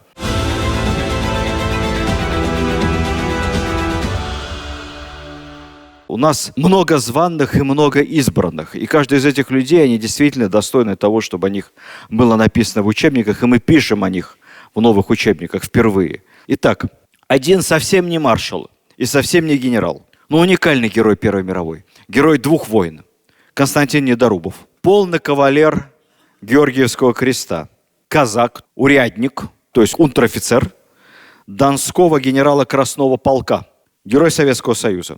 В гражданскую повоевал сначала за белых, потом за красных, как в «Тихом доне», как в великолепном хождении по мукам Алексея Толстого «Рощин». Не в этом дело. Скажи мне, что для тебя Родина? Русское небо над русской землей. Разве я не любил этого?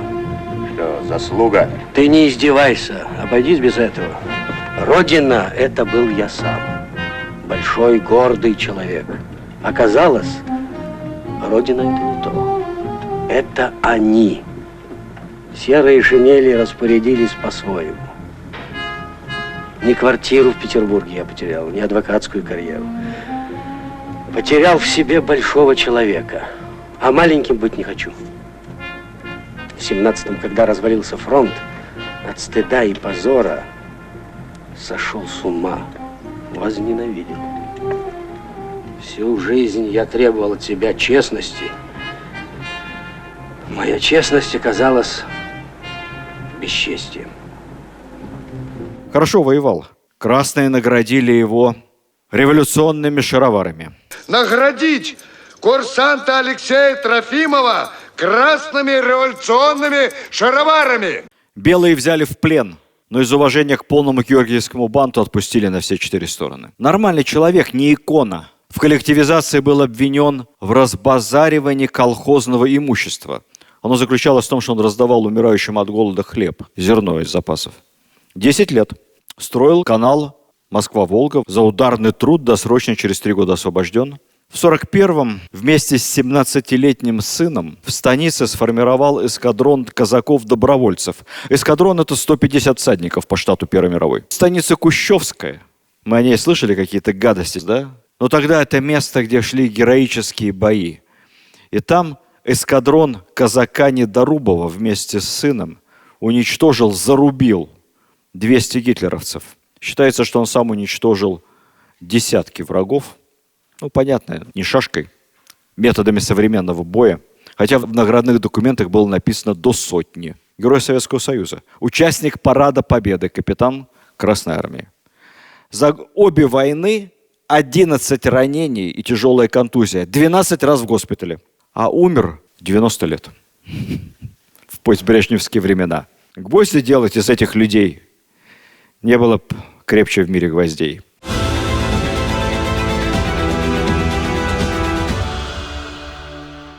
Чапаев. Еще один унтер-офицер. Он не Чапаев. Он на самом деле Чапаев. Чапаев — это литературный герой из романа Фурманова.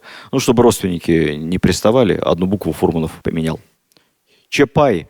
Его отец Чапай — это давай, тяни, давай. Ну, крестьян так называли. Кликуха была у него. Абсолютно легендизированная личность. И кино, и роман. Создали икону, мало имеющую отношение к реальному, живому и, судя по всему, хорошему человеку. Я говорю хорошему, потому что Чапай не просто георгиевский кавалер, говорят, даже полный кавалер, там спорят историки. Неважно. Прошел всю войну, заслуженный человек. Он в большевистскую партию записался еще до октября 1917 года. Интересовался политикой, жизнью, как жить лучше. То к анархистам придет, то к меньшевикам на партсобрание. Большевики ему понравились. Рассказывали, что когда он пришел к большевикам, шпоры звенят, вся грудь в крестах, решили какой-то черносотенец будут арестовывать. Нет. Солдат с фронта. У него умирал товарищ, раненый на руках. В госпитале вместе их ранили.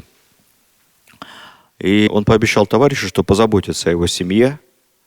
И когда выписался из госпиталя, первым делом поехал, взял жену и детей маленьких фронтового друга, и так они до последнего дня где-то при нем и были. Помогал. Из его дивизии очень много известных людей. Сидор Ковпак, главный легендарный партизан Великой Отечественной. Иван Панфилов, тот самый, который Панфиловская дивизия, воевал в Чапаевской дивизии. Иван Петров, подзабытый сегодня командующий 4-м Украинским фронтом в годы войны. Выпускник Алексеевского юнкерского училища, тоже офицер, тоже из Чапаевской дивизии. Чапаев в училище военном не учился, он вообще нигде не учился. Самородок. 2 класса церковно-приходской школы. Потом его направят в Академию Генерального штаба в годы гражданской, где он отучится несколько недель и сбежит из Академии, ну, потому что он там мало что понимает. Он 2 класса образования, он хочет бить белых. Он пишет: «Мне читали лекцию про Ганнибала.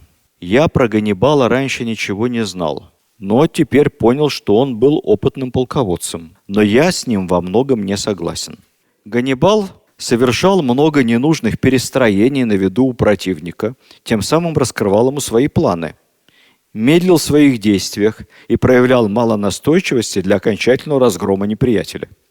Но у нас на Академии Фрунзе Зубовская площадь, придите, посмотрите, там мемориальная доска о Чапаеве как слушателя Академии висит, хотя он слушал там курсы всего лишь несколько недель. По легенде, он воевал против Капеля, и только сам Капель смог разбить Чапаева. Помните эту классическую сцену с психической атакой? Капелесов все в черном идут красиво против чапаевцев.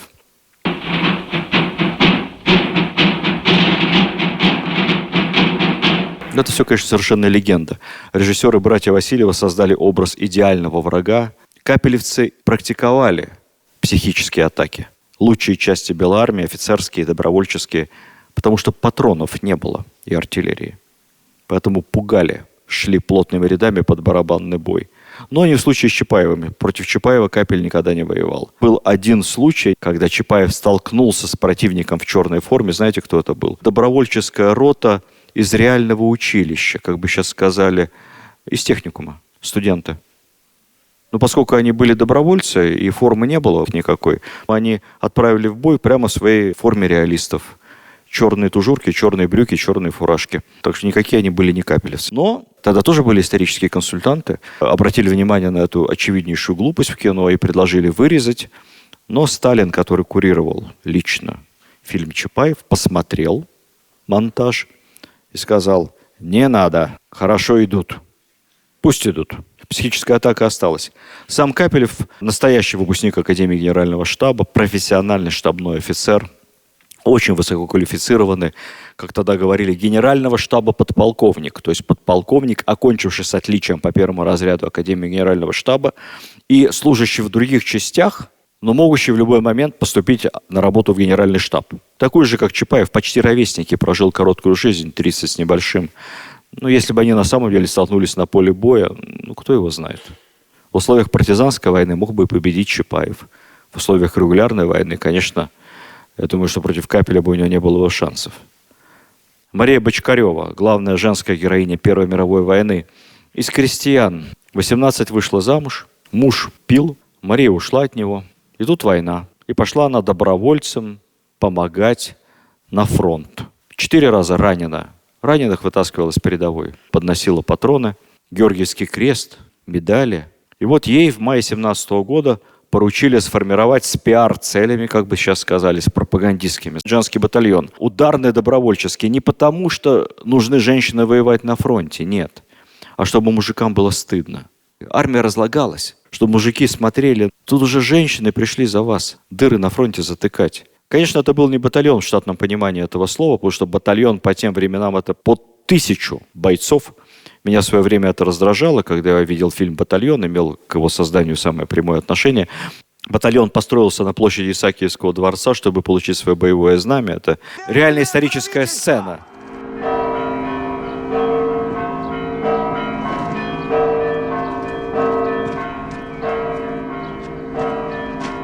Во имя Отца и Сына и Святаго Духа. Аминь. Батальон! Шагом! Марш!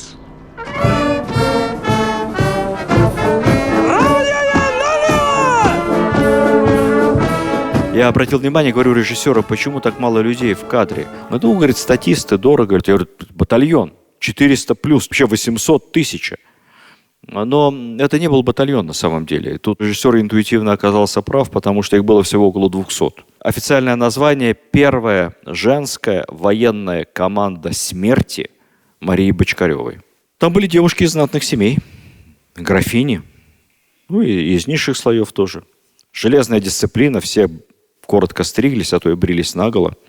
И этот батальон на самом деле участвовал в наступлении, последнем наступлении Керенского 17 года. И можно, конечно, долго иронизировать, смеяться. Я вам статистику.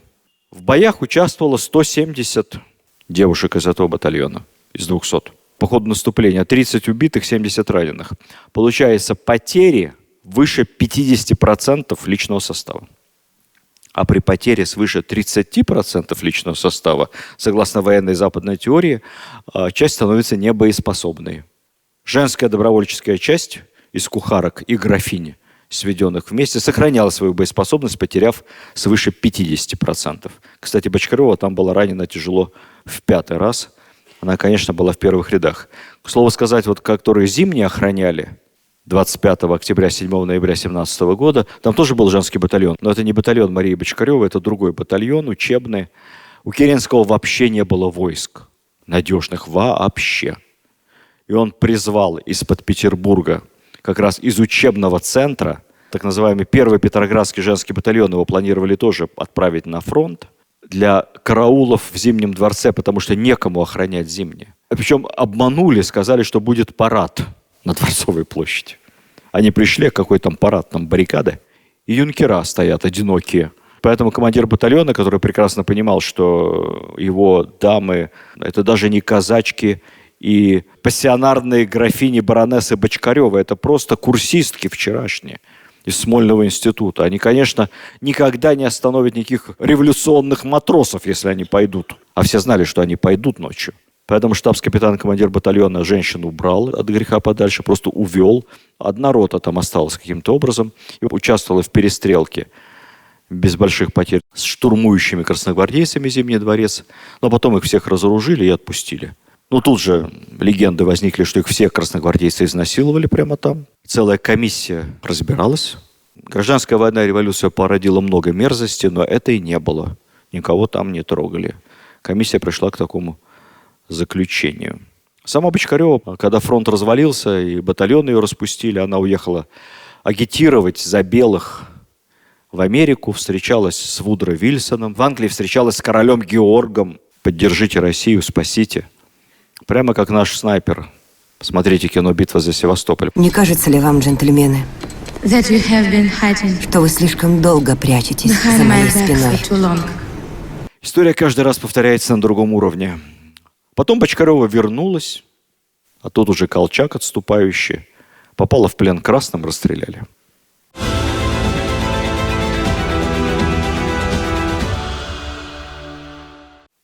Николай Гумилев. Поэты писали много красивых революционных стихов. Но из всех знаменитых поэтов на фронте был один Николай Гумилев. Он уже к моменту начала войны был знаменитейшим поэтом. Пошел вольноопределяющимся. Наступление в Восточной Пруссии с первого дня. Та страна, что могла быть раем, стала логовищем огня. Мы 4-й день наступаем. Мы не ели 4 дня. Но не надо явства земного в этот страшный и светлый час от того, что Господне Слово лучше хлеба питает нас.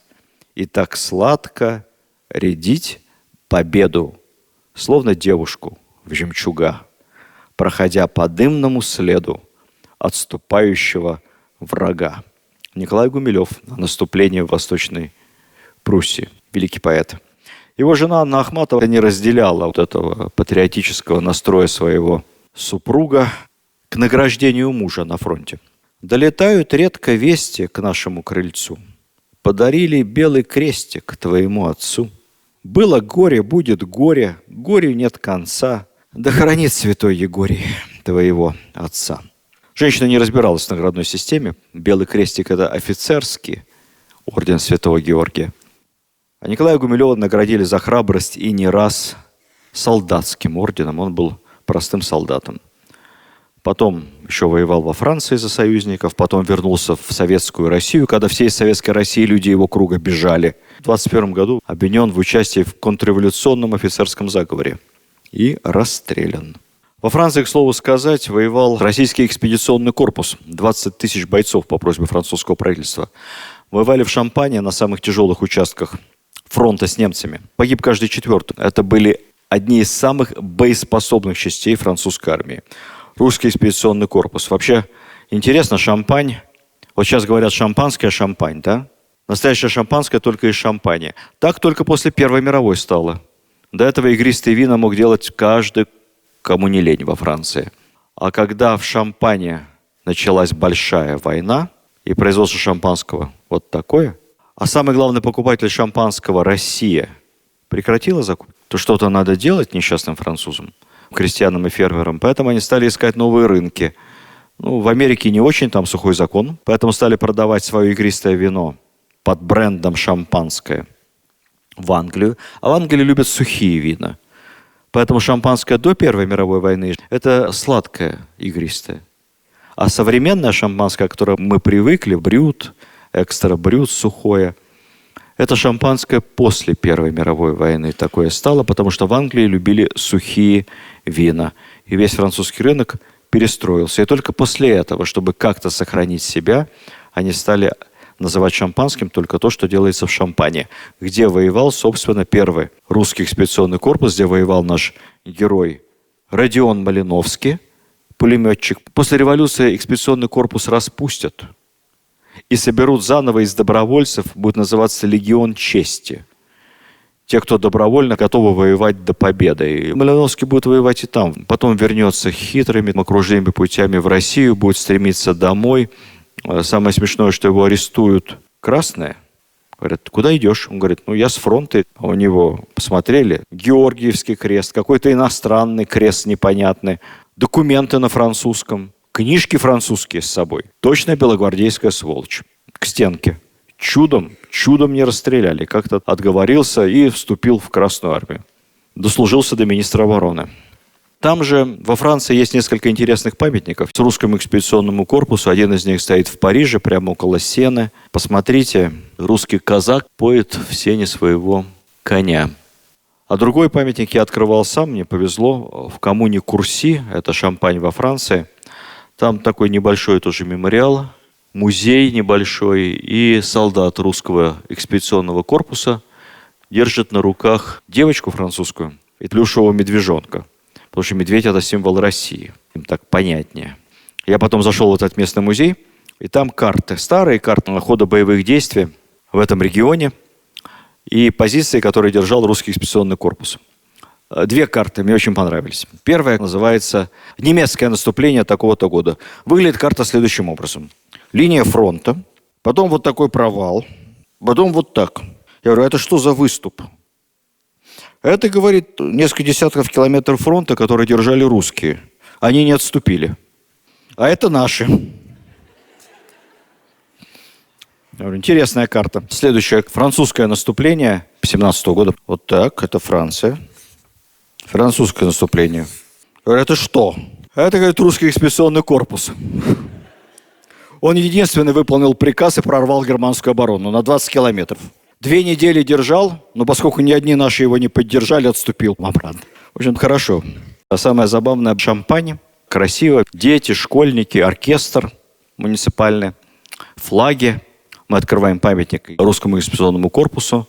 Какие-то ветераны, местные ветеранские организации, французские. И тут ко мне подходит группа французских ветеранов. Такие бравые, седовласые парни. Серьезные мужчины. Все в каких-то орденских нашивках и значках. И в таких лихих малинового цвета беретах заломленных. Говорят, давайте вместе сфотографируемся. Я говорю, ну давайте. Мы встаем рядом. И тут эти французские малиновые береты разворачивают флаг. Покажите фотографию. Такое не придумать. Мы воевали в Алжире. Мы десантники. Наш учитель Маргелов. За ВДВ.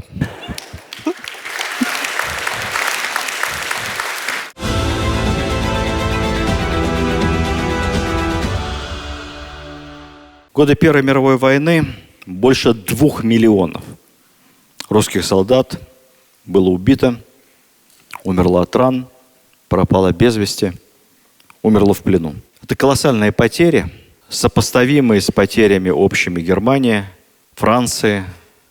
Ну, там как считать процент к населению, потери колоссальные.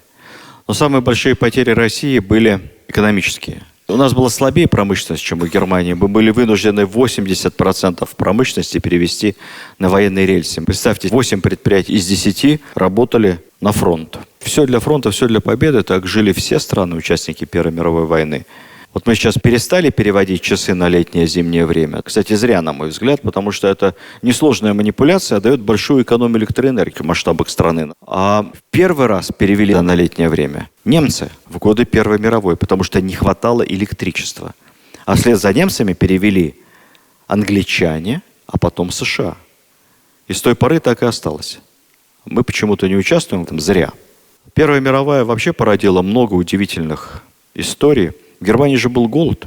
настоящее. Считается, что более полумиллиона немцев умерло от голода. Умирали дети от голода, рахит. И вот один берлинский врач обратил внимание на то, что дети, больные рахитом, с ломкими костями, очень бледные. Тогда было модно бледность, не так, как сейчас.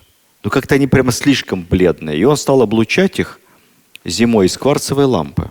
И они стали поправляться, быстрее набирать вес, кости крепче. Когда наступила весна, стал практиковать солнечные ванны. И из этого потом родилось исследование, доказавшее, что ультрафиолет вызывает генерацию витамина D, а это, в свою очередь, укрепляет костную систему. При витамине D улучшается усвоение кальция. Все современные солярии, кварцевые лампы и витамин D, который нам прописывают, это все изобретение Первой мировой войны. Сейчас, правда, другие крайности загорают до такой степени, что это вредно становится. Ну, вот так. Я вот долго вам рассказывал про белых офицеров и генералов, поэтому, мне кажется, это несправедливо, потому что герои Первой мировой были не только белые, но ровно в той же степени и красные.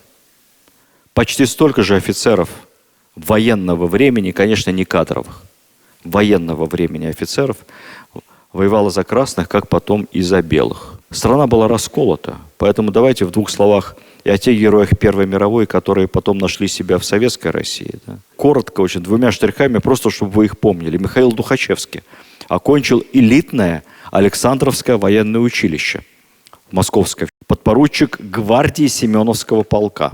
Не повезло, попал в плен в самом начале войны, сидел вместе с будущим президентом Франции де Голлем. 5 раз бежал, ну не везло. Последняя попытка только удалась уже в 1917 году. И вот это его все военное сидение в плену сыграло с Тухачевским злую шутку. Он, по сути, пропустил Первую мировую, поэтому не мог похвастаться ни наградами, ни чинами. Болезненно честолюбивый молодой Тухачевский понимал, что ну кому он там нужен, подпоручик. Он у белых карьеры не сделает, поэтому предложил себя красным, сделал ставку на красных и стал одним из главных полководцев Красной Армии. И все современники отмечали его невероятную решительность, ум и авантюризм. Антонов, Алексей Антонов, единственный генерал армии, который награжден орденом Победы. Все остальные маршалы. Де-факто начальник генерального штаба. Великолепный штабист. Из семьи офицера окончил гимназию, призван в армию в Первую мировую. Ускоренное обучение в Павловском военном училище, прапорщик. Иван Баграмян, маршал, тоже прапорщик. Первый офицерский чин получил в армии независимой Армении. Но независимая Армения быстро закончилась, слава богу, и потом уже командовал в Красной армии. Семен Буденный – это унтер-офицер, сержант, сверхсрочник. Его призвали в армию давно, еще до русско-японской, и он остался на сверхсрочно. В Первую мировую снискал славу отважного кавалериста, награжден не просто 4 георгиевскими крестами полный бант, 5 георгиевскими крестами. Одного его лишили за пьянство. И повторно еще раз потом наградили. Советская пропаганда сделала его главным победителем белых, но первая конная это была мощная сила. И марш Буденного тогда знал каждый школьник. Красная кавалерия видна нас, пылинники чистые ведут рассказ о том, как ночи ясные, о том, как дни ненастные, высоко и смело пойдем. Идем, и наш братишка с нами весь народ, приказ голов не вешать и глядеть вперед. Ты с нами, Ворошилов, первый красный офицер, сумеет протворить за СССР. Как вы уже догадались, композитор Дмитрий Покрас. Тот самый, да, который марш Дроздовского полка. Александр Василевский, полководец номер 3 Великой Отечественной, после Жукова и Рокоссовского, сын священника, окончил духовную семинарию, а после семинарии решил идти не по церковной линии, а учителем, так можно было. Но началась война, патриотический подъем, и он пошел после семинарии учиться в Алексеевское военное училище, как я вам сказал, 3-е по престижности военное училище империи в Москве, которое закончил офицером. Давайте сделаем небольшую паузу. Я приглашу офицера 113-го пехотного старорусского полка, выпускника Алексеевского военного училища. И по училищу тоже расскажите. Подпоручик – это лейтенант, по-нашему. Здравия желаю. Подпоручик Старорусского 113-го пехотного полка Храпунов Александр к вашим услугам. В 1914 году окончил пехотное Алексеевское офицерское училище. После окончания оного отправлен был на фронт. На мне полевая форма образца 1912 года защитного цвета и походное снаряжение, плечевые ремни и поясной, на который крепится офицерская шашка, пистолеты системы «Наган», револьвер и офицерская сумка. Под влиянием боевых действий мой внешний облик менялся. Офицерам было разрешено в полевых условиях не носить шашки, заменялись они на кортики, так как в условиях окопной войны они показали свою непрактичность. И поясные ремни тоже, плечевые, прошу прощения, носили поясной ремень и револьвер. И, конечно же, металлические погоны. В боевых условиях они заменялись у нас на погоны защитного цвета. А что это за знаки у вас? Полковой знак 113-го Старорусского пехотного полка и знак об окончании пехотного Алексеевского военного училища. Нижний, да? Да, вот внизу. А вот это вот это свисток офицерский, чтобы подавать команды. Подавать команды, да? Да. Да, спасибо. Вопросы есть? Выпускник Алексеевского военного училища из семинарии в Василевске, командир роты, командир батальона, штабс-капитан. После революции собрание полка избрало его председателем полкового комитета, множество орденов боевых. Самый необычный – Георгиевский крест с лавровой ветвью. Это особая награда, которая была учреждена уже после февральской революции за личную храбрость и вручалась офицерам, но по представлению общего собрания солдат. То есть солдаты представляли своего офицера, и ему вручали особый Георгиевский крест с лавровой ветвью.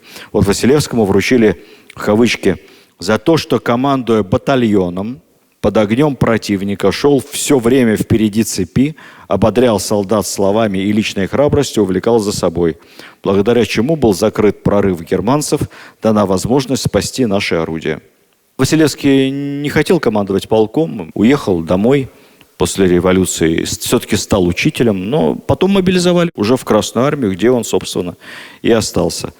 Начальник генерального штаба, вершина его полководческого таланта. Маньчжурская наступательная операция 1945 года. Вот сейчас мы отмечаем 80 лет победы над милитаристской Японией. Это Василевский. Это по соотношению потери и результат самая эффективная военная операция в мировой истории.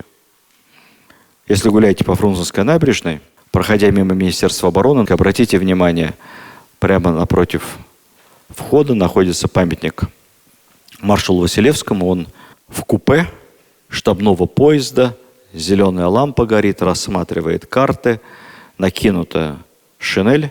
Он едет на японский фронт руководить нашими войсками. Я имел самое прямое отношение к этому памятнику, к его созданию, поэтому очень этим горжусь. Хороший памятник, посмотрите. Достойный достойного человека, штабс-капитана императорской армии. Георгий Жуков не заканчивал военных училищ. Он вообще из крестьян, где-то в Москве работал у родственников в какой-то мастерской. Призвали его в кавалерию. Недолго он служил, несколько месяцев всего, но зато лихо. Оказался лихой кавалерист. Тоже унтер-офицер, 2 Георгиевских креста. Вступил потом в Красную армию после революции. Первая характеристика его как командира эскадрона. Товарищ Жуков вполне отлично подготовлен теоретически, вышкаленно знает службу, обладает инициативой, хороший администратор, хозяин эскадрона, дисциплинирован, но бывает резок с подчиненными. Прошли десятилетия, все так и осталось у нашего первого маршала. Константин Рокоссовский, в отличие от Жукова, всю войну прошел от начала до конца, от первого до последнего дня, буквально. Пошел на фронт добровольцем. Вообще Рокоссовский – это шляхетский род польский, дворяне. Ну, такие дворяне. Я тоже шляхетский род. Я даже родословную себе заказал у специалистов, когда давно, лет 20 назад, долго смеялся, когда читал это все. Называлось «Шляхетство сабли». То есть ты шляхта, ты дворянин, но просто у тебя нет крепостных никаких. И земель у тебя тоже никаких нет. Все, что у тебя есть, это сабля и гонор. Можешь пойти повоевать. Вот Рокоссовские такие же. Его отец где-то работал на железной дороге. Мама была русская, кстати, православная. Учился в гимназии в Варшаве. Пошел добровольцем, охотником на фронт. У Рокоссовского из всех красных командиров будущих самое раннее награждение Георгиевским крестом. Прямо в августе 2014 года. То есть раньше него на пальцах одной руки. Вот Козьма Крючков раньше Рокоссовского. Поэтому прославился. Всю войну на фронте. Унтер-офицер. Мы скоро, в этом году, дай бог, не сорвется, в Гомеле. Почему в Беларуси? Там, собственно, прошла главная операция жизни военной Рокоссовского. Операция «Багратион». Гений полководческого искусства 20 века. И вот там в Гомеле мы, военно-историческое общество, ставим памятник Рокоссовскому. Я мечтаю и очень надеюсь на это, если все получится, боюсь сглазить. Это будет лучший памятник генералам Великой Отечественной войны из ранее установленных. Если получится, посмотрите. Мне он невероятно нравится.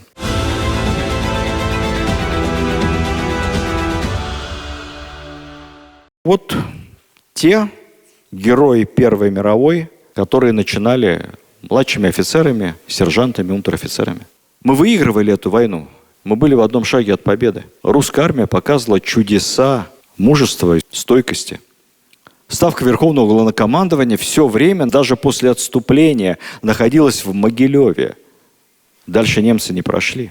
Но невероятным образом, победив в войне, мы оказались в стане побежденных. Более того, мы потеряли становых ребят империи.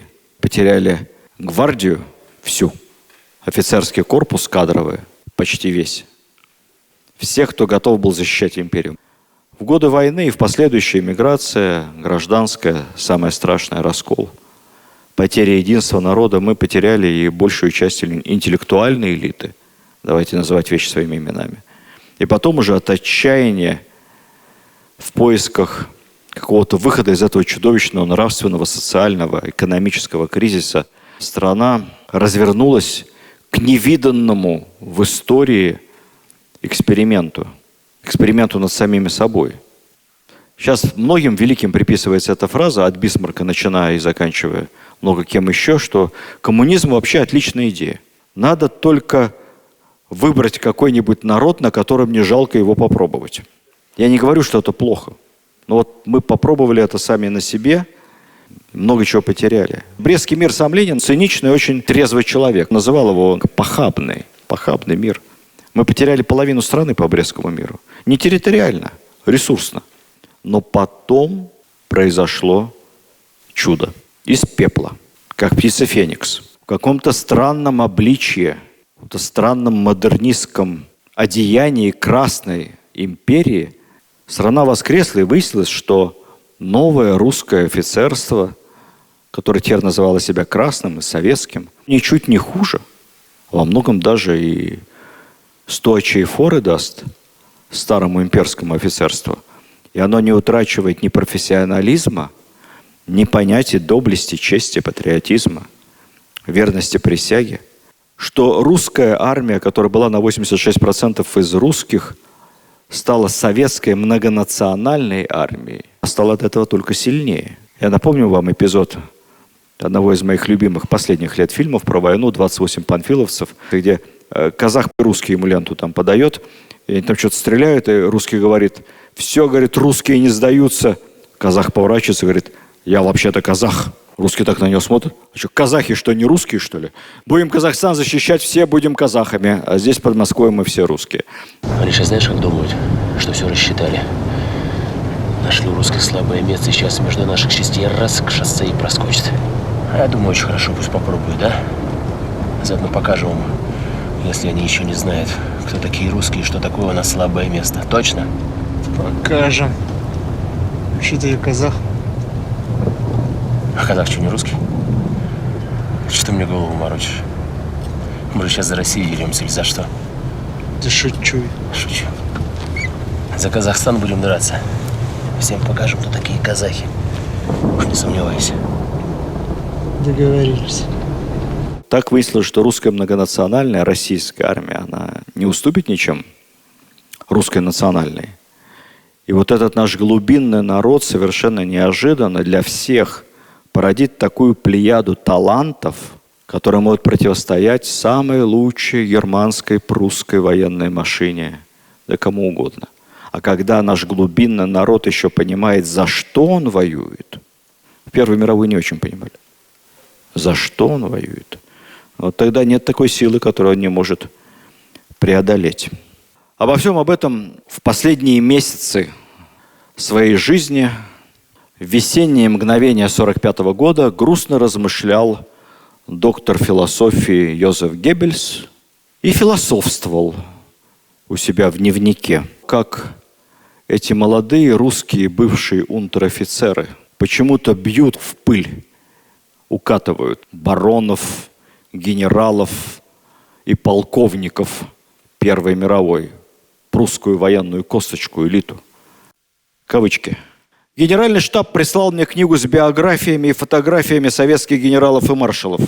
Из этой книги можно вычитать много такого, что мы упустили сделать в предыдущие годы. Эти маршалы и генералы в среднем чрезвычайно молоды. Нет ни одного старше 50. За плечами у них богатая деятельность, политика революционная. Все они убежденные коммунисты, энергичные люди. По лицам видно, что они вырезаны из хорошего народного дерева. Короче говоря, приходишь к досадному убеждению, что командная верхушка Советского Союза сформирована из класса получше, чем наша собственная. Я рассказал фюреру о просмотренной мной книге Генерального штаба и о советских маршалах и генералах и добавил: у меня впечатление, что с таким подбором кадров мы конкурировать не можем. Фюрер полностью со мной согласился. Наша история единая и непрерывная. Сегодня мы возвращаем с вами память о героях Первой мировой войны. Белых, красных, разных. Они все наши герои. Свои. Наши герои. Спасибо. Этот наш не смотал на перо.